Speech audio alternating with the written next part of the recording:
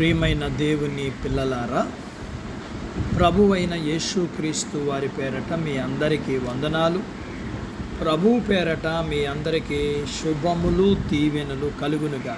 ఈ ఉదయకాలం పరిశుద్ధ గ్రంథం నుండి దేవుని వాక్యాన్ని చదువుకుందాం. మత్తయి సువార్త 10వ అధ్యాయము 37వ వచనాన్ని చదువుకుందాం. తండ్రినైనను తల్లినైనను నాకంటే ఎక్కువగా ప్రేమించువాడు నాకు పాత్రుడు కాడు. కుమారునినైనను కుమార్తెనైనను నాకంటే ఎక్కువగా ప్రేమించువాడు నాకు పాత్రుడు కాడు. దేవుడు తన మాటలు మనందరి కొరకు దీవించునుగాక. ఆమేన్. ప్రియమైన దేవుని పిల్లలారా, జగత్తు పునాది వేయబడక ముందే ప్రేమ చేత క్రీస్తులో మనల్ని ఏర్పరచుకున్నాడు దేవుడు. ఆదాము మొదలుకొని భూమి నశించిపోయే వరకు భూమి మీద పుట్టిన ప్రతి ఒక్కరూ దేవుని బిడ్డలే. మనిషి ఈ భూమి మీదకి పంపబడటానికి దేవుడు ఎంచుకున్న మార్గం తల్లి గర్భము నుండి పుట్టిన తర్వాత ఏర్పడిన బంధాలన్నీ ఈ భూమి మీద వరకే పరిమితం. చనిపోయిన తర్వాత ప్రతి ఒక్కరూ దేవుని దగ్గరికి వెళ్ళవలసిందే.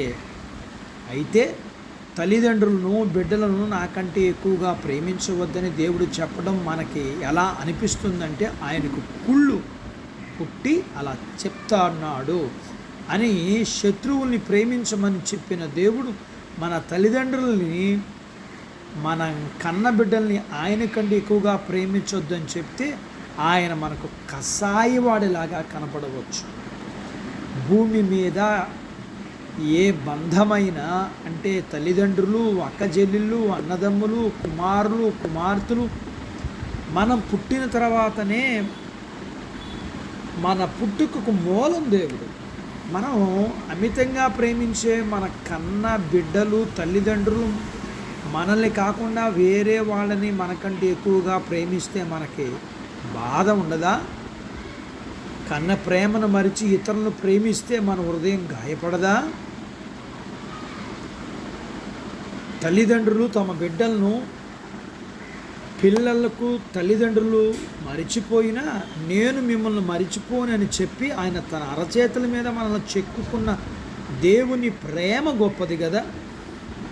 తమ స్వార్థం కోసం తల్లిదండ్రులను, బిడ్డలను చంపేసే మనుషుల ప్రేమ గొప్పదా? ఈ భూమి మీద మన తల్లిదండ్రులను, బిడ్డలకు మన సంరక్షకులుగా వండి వారిని ప్రేమించి వారి అవసరాలు తీర్చే బాధ్యత తీసుకోవాలి తప్ప వారే మన సర్వస్వం కాకూడదు. ఈ భూమి మీద మనల్ని పుట్టించి మన ప్రాణమునకు మూలమైన దేవుడే మన సర్వస్వం అనుకుంటే మన కన్న బిడ్డలైనా తల్లిదండ్రులైనా దేవుని కంటే ఎక్కువగా ప్రేమించలేము. ఆయన్ని ప్రేమించే మనసు ఇవ్వమని దేవుని దగ్గర ప్రార్థిద్దాం. అట్టి బాధ్యత దేవుడు మనకు దయచేయునుగాక. దేవుడు తన మాటలు మన కొరకు దీవించునుగాక. ఆమేన్. నాతో పాటు ప్రార్థించుకుందాం, ఏకీభవించండి.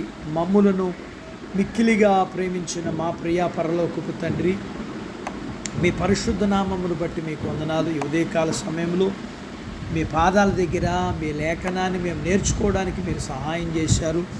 అందును బట్టి మీకు వందనాలు చెల్లించుకుంటున్నాం.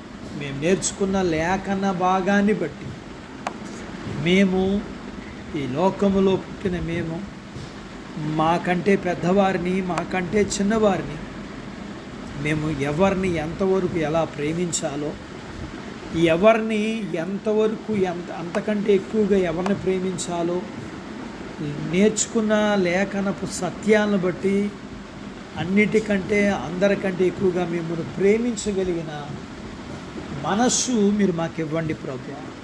మీ పిల్లల్ని మీరు దీవించండి నాయన. చిన్న బిడ్డలను, యవనస్తులను, వృద్ధులను, స్త్రీలను, పురుషులను దీవించండి. చిన్న బిడ్డల, యవనస్తుల చదువుల్లో సహాయం చేయండి, ఆరోగ్యాల్లో సహాయం చేయండి. అలాగే ప్రభువా మీకు వందనాలు. క్రీడా మీరు జ్ఞాపకం చేసుకునండి. ఉద్యోగ ప్రయత్నాలు చేస్తుండగా వారి ప్రయత్నాల్లో విజయాన్ని ఇవ్వండి. చేస్తున్న ఉద్యోగాలలో ప్రమోషన్స్ ఇవ్వండి. క్రీడా మీకు వందనాలు. ప్రతి వారు చేసుకుంటున్న చేతి పనులు వ్యాపారాలు, పొలాలు, పశువులు దీవించండి. వివాహాలు కాని వారికి అవ్వటానికి సహాయం చేయండి. గర్భఫలములు లేకున్న వారికి ఇవ్వండి. గర్భం కలిగిన వారికి సుఖమైన ప్రసూతైన తల్లి పిల్లలకు ఆరోగ్యాలు ఇవ్వండి. మీ పిల్లల అవసరాలు, సమస్యలు, బలహీనతలు, రుణాలు, మీ పిల్లల అన్ని విషయాల్లో మీ పిల్లలకు మీరు మేలు చేసి మీకు మహిమ, ఘనత, ప్రభావాలు మీ పిల్లలకు మీరు దీవెనిమ్మని యేసు ప్రభు వారి పేరట స్తుతించి ప్రార్థించి అడిగినవన్నీ పొందుకుని నాము తండ్రి. ఆమెన్. దేవుడు మిమ్మను దీవించునుగాక. ఆమెన్.